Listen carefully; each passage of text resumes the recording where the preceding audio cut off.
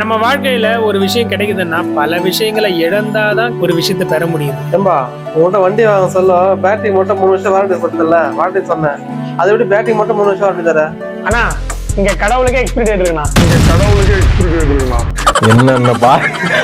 என்னென்ன சொல்றோம் பாருங்க. கம்பி கட்டுற கதையெல்லாம் எடுத்து போடுறாங்க.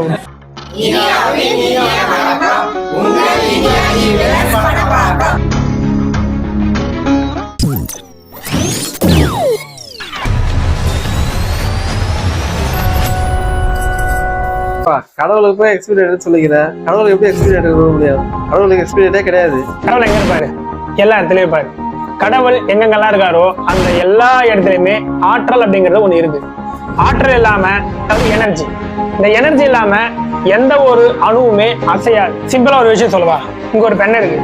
இந்த பெண்ணை வந்து நான் இப்ப எடுத்துருக்கேன். இப்ப அந்த பெண்ணை எடுத்து பாத்தீங்களா? இந்த பெண்ணை நான் எடுக்கிறதுக்கு எனர்ஜி இல்லைன்னா என்னால எதுவுமே வந்து பண்ண முடியாது. இது வந்து ஒரு ஆற்றல். இப்போ இன்னைக்கு நீங்க என்ன சாப்பிட்டீங்க? இப்ப அந்த இட்லி இருக்கு பாத்தீங்களா? இந்த இட்லி இன்னைக்கு நீங்க சாப்பிட்ட இந்த இட்லியில இட்லிக்கு முன்னாடி மாவு, அதுக்கு முன்னாடி அந்த அரிசி ஊற வச்சு இருக்குங்க. சரி, அந்த அரிசிக்கு முன்னாடி நெல். இப்போ அந்த நெல் எங்கிருந்து வந்தது? நெற்பயிர்ல இருந்து வந்தது. அந்த நெற்பயிர் எப்படி உருவாச்சு? அந்த நெற்பயிருக்கு முதல்ல மண் இருக்கும். மண், அப்புறம் தண்ணி வேணும், அதுக்கப்புறம் காத்து இருக்கணும், இது இல்லாம சூரிய வெளிச்சம் இருக்கணும். இது எல்லாமே இருந்தாலும் இப்ப அதை விளைய வைக்கிறதுக்கு ஒரு மேன் பவர் இருக்கும். இவ்வளோ ஆற்றல் சேர்ந்துதான் ஒரு நெற்பயிர் நம்மளுக்கு வரத்துக்கு இவ்வளவு ஆற்றல் தேவைப்படும். இட்லி ரெடி பண்ற மாவுக்கு இவ்வளவு பெரிய ப்ராசஸ் இருக்கு. இது இல்லாம அங்க வந்து நம்ம வந்து தீ முட்டினாதான், அதாவது ஃபயர் இருந்துச்சுன்னா தான் நம்ம வந்து அதை வந்து இட்லியா நம்ம வந்து மாடிஃபிகேஷன் பண்ண முடியும். இந்த இட்லி வந்து நம்ம வந்து வேக வைக்கணும் அப்படின்னா கண்டிப்பா வந்து அதுக்கு வந்து நெருப்பு தேவைப்படும். நெருப்பு வந்து ஃபயர் ஆகுது அப்படின்னா நெருப்புக்கு என்ன நல்லா இருக்கணும்? கண்டிப்பா காத்து இருக்கணும், ஆக்சிஜன் இருக்கணும். இன்னொன்னு பாத்தீங்கன்னாக்கா எரியக்கூடிய தன்மை இருக்கிற ஒரு ப்ராடக்ட் இருக்கும். அதாவது இப்ப நம்ம யூஸ் பண்ணிட்டு இருக்கிற கேஸ். இந்த ரெண்டுமே இருந்தாலும் அந்த இடத்துல பாத்தீங்கன்னாக்கா கண்டிப்பா வந்து ஒரு ஸ்பார்க் இருக்கணும், அதாவது தீ மூட்டிக்கணும். இது மூணுமே இருந்தா மட்டும்தான் நம்மளால வந்து ஒரு தீயை வந்து எரிய வைக்க முடியும். இந்த மூணுத்துல எதுவுமே ஏதாவது ஒண்ணு இல்லைன்னா கூட கண்டிப்பா வந்து அந்த இடத்துல ஃபயர் வந்து ஆகாது. நீங்க பாருங்க, நம்ம காலையில சாப்பிட்ட ஒரு இட்லி, அந்த இட்லியை நம்ம சாப்பிட்டதுனால நமக்கு வந்து ஒரு எனர்ஜி வரும். அந்த எனர்ஜினால தான் நம்ம வந்து ஒரு 4 to 5 மணி நேரம் நம்ம வந்து ஒர்க் பண்ண முடியுது. அந்த இட்லினால தான் நம்ம வந்து வேலை செஞ்சுட்டு இருக்கோம். இது இல்லாம இப்ப நான் உங்ககிட்ட பேசிட்டு இருக்கேன் பாத்தீங்களா?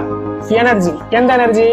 காத்து இருக்கணும், சூரிய வெளிச்சம் இருக்கணும், இது இல்லாம நம்ம வந்து அடிக்கடி தண்ணி குடிப்போம். இவ்வளவு எனர்ஜி நம்ம வந்து டெய்லி டே பை டே ஒவ்வொரு செகண்டுக்கு செகண்ட் நம்ம வந்து எடுத்துக்கிட்டே இருந்தோம்னாதான் நம்மளாலேயே எனர்ஜியா உங்ககிட்ட பேச முடியும். இந்த நேரத்துல நான் வந்து ஒருத்தரை பத்தி சொல்லி ஆகணும்.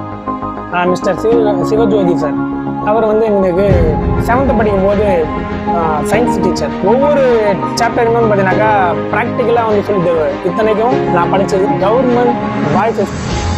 அவர் எடுக்கிற கண்டென்ட் எல்லாமே பார்த்தீங்கன்னாக்கா அந்த அளவுக்கு கிளாரிட்டியா இன்ச் பை இன்ச் நம்ம வந்து புரிஞ்சு படிக்கிற மாதிரி இருக்கும். இது வந்து பார்த்தீங்கன்னாக்கா இது வந்து நம்ம இப்போ யூஸ் பண்ணிட்டு இருக்கிற ஸ்மார்ட் ஃபோன். இப்போ இந்த ஸ்மார்ட் ஃபோன் பாருங்களேன், இப்போ என்னோட 4வது ஃபோன். இதுக்கு முன்னாடி நான் ஒரு ஃபோன் வச்சுருந்தேன், அதுக்கு முன்னாடி ஒரு ஃபோன், அதுக்கு முன்னாடி ஒரு ஃபோன். இப்போ நம்ம ஃபோன் மாற்ற ஒன்று டெக்னாலஜி இம்ப்ரூவ்மெண்ட் ஆகுது அப்படிங்கிறது ஒரு பக்கம் இருந்தாலுமே மொபைல் புதுசாக இருக்கும்போது நம்ம வந்து ரொம்ப ஃபாஸ்ட்டாக யூஸ் பண்ணிட்டு இருக்கோம்.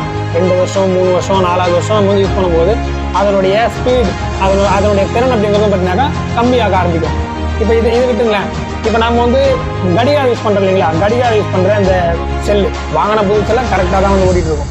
ஒரு 6 மாதம் 7 மாதம் மேக்ஸிமம் நம்ம வந்து யூஸ் பண்ண இதனுடைய திறன் வந்து, அதாவது எனர்ஜி வந்து பார்த்தீங்கன்னாக்கா கம்மியாகிட்டே இருக்கும். இப்போ இதே மாதிரி தான் வந்து பார்த்தீங்கன்னாக்கா இது வந்து ஒரு லித்தியம் டெக்னாலஜி பேட்டரி. இப்போ இந்த லித்தியம் டெக்னாலஜி பேட்டரியும் சேம் இதே கான்செப்ட் தான். இப்போ இதனுடைய வாழ்நாள் லைஃப் சைக்கிள் வந்து பார்த்தீங்கன்னாக்கா 1200 முறை. ஒரு இதை வந்து 1200 சைக்கிள் அப்படின்ற மாதிரி சொல்லுவோம். ஒரு சைக்கிள் அப்படிங்கிறது ஒரு முறை ஃபுல்லாக சார்ஜ் பண்ணுறோம், ஒரு முறை ஃபுல்லாக டிஸ்சார்ஜ் பண்ணுறோம். இது வந்து ஒரு சைக்கிள். இந்த மாதிரி 1200 முறை நம்ம வந்து சார்ஜ் பண்ணி டிஸ்சார்ஜ் பண்ண முடியும். இதுதான் இதனுடைய வாழ்நாள். இப்போ இதை வந்து வருஷத்துல ஒரு நாள் தவறாம நீங்க வந்து 365 நாள் நீங்க வந்து சார்ஜ் போட்டுட்டே இருந்தீங்க அப்படின்னா உங்களுக்கு 3.25 வருஷத்துக்கு உங்களுக்கு கண்டிப்பா வந்து இது லைஃப் வந்திருக்கும். ஒரு நாளைக்கு நீங்க 2 முறை பண்றீங்கன்னு வைங்க, இதனுடைய லைஃப் பாதியா குறையும். அதாவது 1 to 2 வருஷத்துக்குள்ள முடியும். இதை நீங்க 2 நாளைக்கு ஒரு முறை நீங்க சார்ஜ் பண்றீங்க அப்படின்னா 3 வருஷம் அப்படிங்கிறது 5 to 6 வருஷத்துக்கு உங்களுக்கு கண்டிப்பா வந்து லைஃப் வந்து கொடுத்துருக்கும். இவ்வளவு ஏன் நம்மளே எடுத்துப்போமே, குழந்தையா இருக்கும்போது ஒரு 10-12 வயசுக்குள்ள இருக்கும்போது நிறைய வந்து விளையாடுவோம். கபடி, கோலி, கிரிக்கெட்டு, பம்பரம், இந்த மாதிரி நிறைய வந்து விளையாடுவோம். இதே வந்து ஒரு 20லேருந்து ஒரு 35-40 வயசு 45 வயசு வரைக்கும் நல்லா வந்து சம்பாதிப்போம். இப்போ இதுவே வந்து ஒரு 60-70 எதனா ஒரு வெயிட் தூக்கணும்னா கூட நம்மளால வந்து முடியாது. என்னன்னா எனர்ஜி லெவல் கம்மியாகிறது தான், அதாவது லைஃப் சைக்கிள் கம்மியாகிறது தான். இப்போ இதுல இருந்து நம்மளுக்கு என்ன தெரியுது அப்படின்னா, எனர்ஜி இல்லாம எதுவுமே இல்லை. எனர்ஜி அப்படிங்கிறது ஒரு எனர்ஜி இன்னொரு எனர்ஜியா கன்வெர்ட் ஆகிறது தான் காரணமே. இதுல வேடிக்கையான விஷயம் என்னன்னா, கடவுளையும் சரி எனர்ஜியும் சரி நம்மளால நேரடியா பார்க்க முடியாது, உணர மட்டும்தான் முடியும். சரிப்பா, நீ சொல்றதெல்லாம் சரி. அது எப்படி கடவுளுக்கு எக்ஸ்பிளைன் எதுன்னு சொல்றேன்? அது நம்பவே முடியாது. அதாவது ஒரு கோவில்ல மூலவர் அப்படின்ற ஒரு விக்கிரகம் வந்து இருக்கும். இப்ப ஒரு கோவிலை பொறுத்த வரைக்கும் 12 வருஷத்துக்கு ஒரு முறை குடமுழுக்கு நன்னீராட்டு விழா நடத்தினா மட்டும்தான் மூலவர் வந்து நல்ல பவர்ஃபுல்லா வந்து இருப்பார். அப்படி இல்லைன்னா அந்த பவரானது கொஞ்சம் கொஞ்சமா வந்து குறைய ஆரம்பிக்கும்.